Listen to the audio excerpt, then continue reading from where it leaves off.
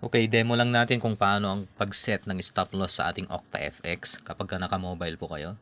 Advice lang natin sa ating mga katropa na nag-aspire maging professional trader or kung gusto nyo pong laliman ang inyong pagiging trader, ang mobile ay halos ginagamit lang siya for monitoring. Pero kung gusto nyo pong maging trader talaga, at least mag-invest po kayo sa inyong craft. Pili ho kayo ng desktop or laptop, kahit yung mura lang, at least ang importante kayang sumaba yung kanyang memory at saka medyo mabilis-bilis ng konti para sa pagtitrade po ninyo.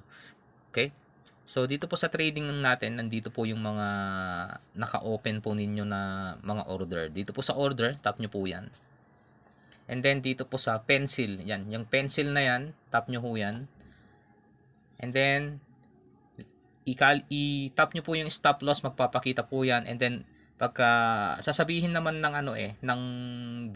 lalo na pag naka-mobile po kayo, sasabihin ng platform kapag ano lang yung allowed maximum na pwede nyong ilagay diyan. Pero pagka naka-desktop po kayo, mas matataas yung mga calibration po niyan. And then i-tap nyo yan, tas modify order. Tap nyo lang yung modify order na yan. That's it. Sa take profit, wag nyo nang galawin yan. Kung babantayan nyo naman or mayat maya nyo na sinisilip, kahit wag nyo nang itap yan. Basta sa stop loss, maglagay po kayo.